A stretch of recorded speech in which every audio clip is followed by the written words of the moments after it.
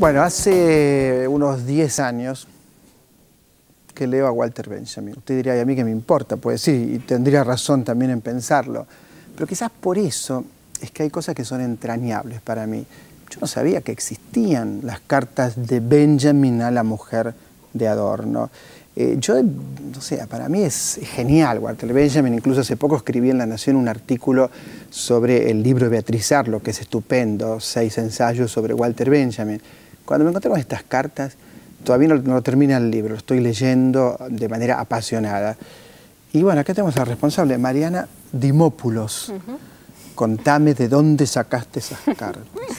En realidad no las saqué yo, fue la editora de Eterna Cadencia la que me propuso leerlas en su idioma original. Leonora Diamant. Exacto, Leonora Diamant.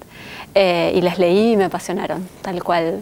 Fíjate que cuando uno avanza en la lectura, uno podría pensar que es una novela. Sí, es que ese es el azar de la historia el que hizo que esa seguidilla de cartas, que fueron las que se conservaron, que no son todas las que ellos escribieron, tengan esa dinámica de novela, esa intriga y también un poco la sensación de que quizás entre ellos había una historia de amor que no se confirma, pero bueno, está un poco ahí. Me acuerdo de una obra, creo que de Noel Coward, que se llamaba Lo que no fue. Sí. Da la sensación de que hay amor entre ellos, pero se casó con Adorno. No, sí, es muy complejo, creo que está ahí bien mostrado, digamos, lo muestra de vuelta, digo yo, el azar y la voluntad de comunicarse en ese tiempo tan duro que les tocó vivir, de todas las formas posibles del amor, ¿no? Y ellos tuvieron ese amor que fue el amor de las cartas. Bueno, hay algo también que me impacta en el libro que tiene que ver con la censura. Es como que cuando hay cartas donde vos te das cuenta que está detrás el nazismo, sí, ¿no? Detrás la persecución, detrás el miedo, ¿no? ¿Cómo lo ves? Sin dudas, y al principio sobre todo, y uno lo va entendiendo con el avance de las cartas, hasta qué punto hay cosas que ellos no se pueden decir, y es lo que un poco yo también traté de mostrar en el resto del aparato del libro, ¿no? O sea, que no se estaban pudiendo decir, que eran cosas o muy graves o muy, digamos, conmovedoras que le estaban pasando a uno o a otro, ¿no? ¿Qué podemos decir de los personajes? Quien está viendo televisión ahora, usted que está en su casa desayunando, a lo mejor tomando café, se preguntará quiénes son los que escribieron estas cartas, ¿no es cierto? ¿Quién es Walter Benjamin, ¿no? Yo le diría, bueno, es el autor del libro Los Pasajes, es alguien que me hizo conocer Moscú sin haber estado nunca, es alguien que escribió sobre Nápoles, es alguien que escribió sobre juguetes, que escribió sobre infancia en Berlín, ¿qué más? Es uno de en este momento, de los más importantes escritores y filósofos alemanes. O sea, él murió en 1940, pero hoy es actual en la universidad como ensayista. Realmente fue un autor muy prolífico, escribió de todo, como bien decís.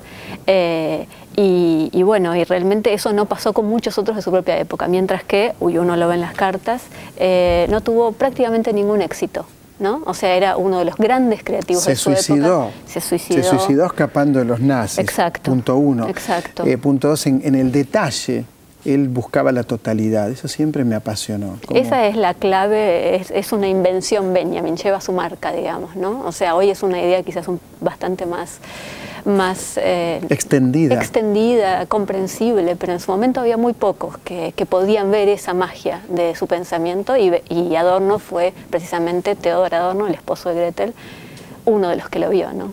Bueno, digamos que Adorno, Horkheimer pertenecen a la escuela de Frankfurt, Erich Fromm, ¿no es cierto? Exacto. Lo que ocurre es que Benjamin, a mí me parece, lo digo desde mi modesto lugar, me parece como que vio más. Parece que vio más ese no buscar la totalidad, ese trabajar con las citas como trabaja Adorno permanentemente, esa introspección, esa cosa autobiográfica y a la vez esa búsqueda del universal en el detalle. Yo creo que únicamente Benjamin, creo que no tiene nada que ver con la escuela de Frankfurt o con los otros pensadores de la escuela de Frankfurt.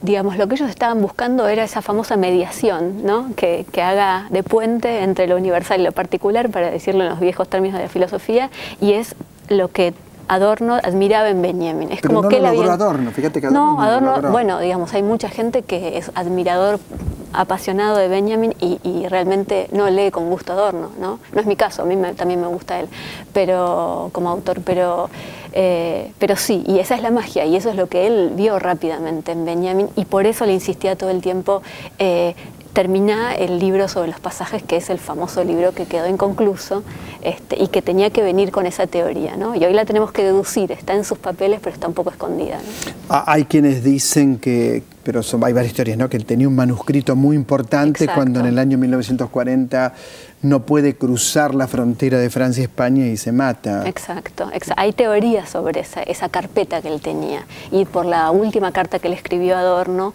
dice algo así como, y que entreguen mis pensamientos a Adorno, ¿no? Entonces hay una especulación sobre esa palabra pensamientos. Si pensamientos es mis recuerdos en el sentido de como despedida, o si realmente había unos papeles donde estaban escritos esos pensamientos. También me impacta en la vida de Adorno cómo lo guiaba el amor. Por ejemplo, él va a Moscú detrás de una mujer, ¿sabías? Sí. Vos sabés más que yo, yo te digo sabía y vos sabés más que yo, pero va a Moscú detrás de una mujer. De Asia Lakis, sí, o Lasis, sí, exacto. Sí, mucho, y digamos, el viaje y el amor son figuras son claves en la vida de Benjamin, y precisamente eso de viajar y eso de enamorarse, de alguna manera se ve en su modo de trabajar y en su modo de pensar, ¿no? Es que si no viajás y no te enamorás, te tenés que matar. Es un chiste, te juro que es un chiste. Escúchame, te felicito. Te felicito.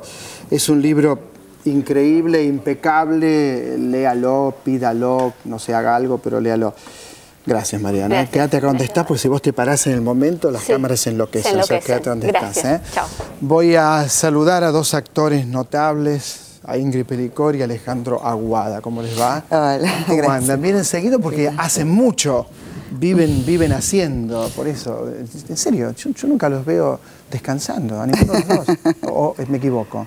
Bueno. El Aire del Río, que está en el San Martín, que ahora me estabas contando. Es un privilegio, la verdad que es un privilegio poder hacer todo el tiempo lo que a uno le gusta y proyectos que a uno lo apasionen y que...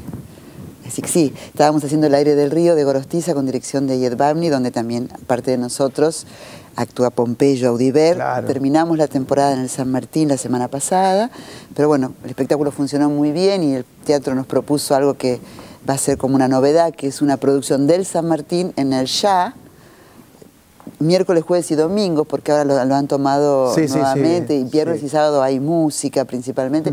Vamos a hacer julio y agosto, miércoles, jueves y domingos, El Aire del Río en el Jack, con los precios del San Martín y con la producción de San Martín. Perfecto, Alejandro. En principio, un gusto muy grande estar acá. No, siempre vienen porque hacen cosas maravillosas. No, pero además el placer de estar acá y de poder hablar y poder escuchar y poder aprender, ¿no? Porque sinceramente sería muy valioso poner las cosas en su lugar y que la cultura ocupe el espacio que nos merecemos, ¿no? Al servicio de una sociedad mejor. Por eso agarro la posta de que un ministro de Cultura tenga más peso a nivel espacio gubernamental que un ministro de Economía, por ejemplo. Exactamente, eso sería fantástico. Eso sería formidable. ¿Qué son los poetas de Mascaró? ¿Mascaró es? Sí. Mascaró. Los poetas de Mascaró. Hoy sábado a las 7 de la tarde, Centro de la Cooperación, no me equivoqué. Es exactamente así. Yo inicio y sigue ella que lo hace mejor que yo.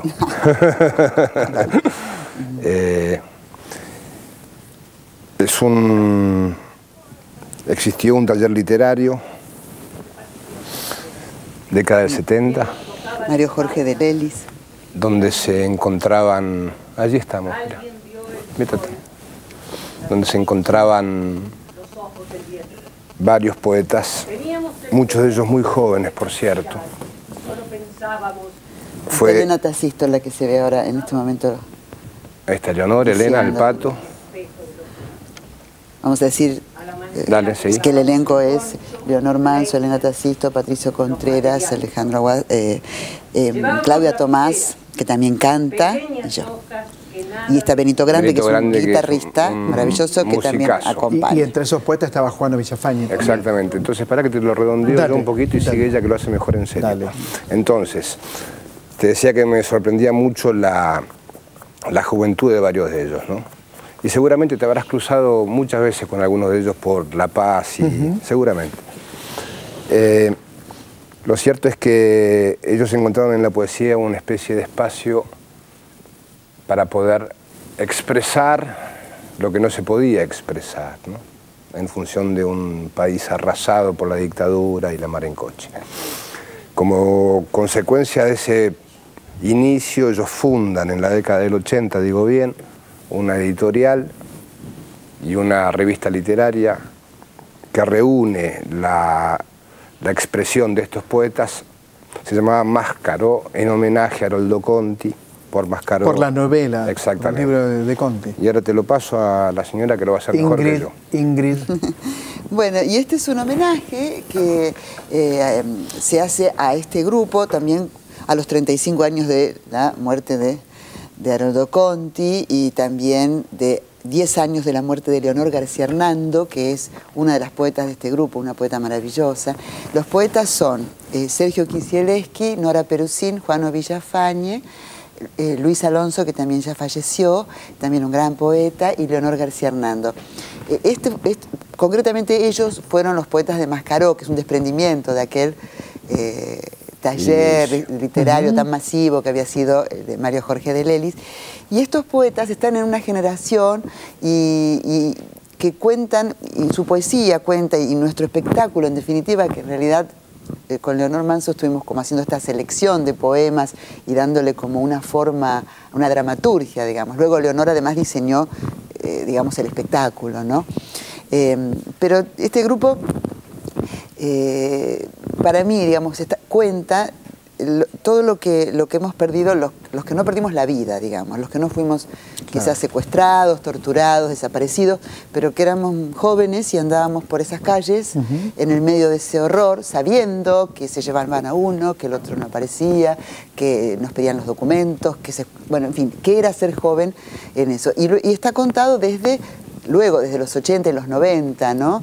Desde la postdictadura y también lo que fue el olvido, la derrota que fue en los años 90. Al mismo tiempo hay un par de conceptos que Juano Villafañe nos cuenta de este grupo que son muy lindos, donde dice que el desafío grupal de Mascaró era vivir poéticamente. Y entonces dice que en realidad sabíamos que con la poesía no cambiábamos el mundo, pero el estado poético se parecía mucho al mundo transformado, digamos. Que es cierto, eso es cierto. Y esto es un poco lo que inspira de alguna manera el espectáculo, junto con un poema final de Leonor García Hernando, donde habla de la generación y dice, bueno, no cambiamos nuestros sueños por una botella de champán, bueno, varias cosas. Dice, fuimos los mejores porque la belleza ocupó totalmente nuestro corazón. Qué bueno. Me dijo la producción que iban a leer algo. Sí, pero déjame, porque tiene que ver directamente con lo que hablábamos antes y que hablabas con el ministro. Porque estamos hablando de poesía, estamos hablando de belleza, y uno accede a la belleza, me parece a mí humildemente, al servicio de la transformación del individuo y de la sociedad a través de la cultura. Y creo que en la construcción de sentidos, esto tiene que empezar a tener el peso que corresponde, para que podamos comprendernos y transformar. Y en eso estamos. Supongo que espectáculos como este contribuyen precisamente a eso. ¿Quién va a leer primero? ¿La señora un o...? texto? No, Leo un fragmento muy breve. Dale. Es un fragmento breve de Leonor García Hernando. Tuvimos un tiempo de morir. Tuvimos un tiempo en el que los parricidas escapaban a caballo por campos de salitre. Era invierno y las bibliotecas ardían en pozos del jardín. Aumentaba el frío en los pasillos, la circulación de voces retenía el soplo de las caravanas, una insistencia de telas pálidas, aguadas en oscuridad. Todo era quedo. Y tras las persianas entornadas, los hombres miraban su patria. ¿De quién es? Leonor García Hernando. Es solo un fragmento, es un poema más extenso, pero... Maestro. ¿Cómo no? Disculpe, ¿cómo no? Pero tengo que... Es un poema de Luis Alonso. No lo puedo fragmentar, es breve, ¿eh? Ahora que estoy dormido y me has tocado el corazón para saber si aún vivo, te siento como Malena, más buena que yo. Y repito que cruzar el riachuelo en bote no fue una hazaña aquella vez, sino un símbolo de amor como tu mano apretándome ahora, como aquellos caballos abrazados que vi cuando partía en busca de oro, para volver pobre como Juan de Garay con estos versos que decían: te amé como se aman los caballos, aunque debí escribirlo en otro poema por dar belleza a este paisaje que odio.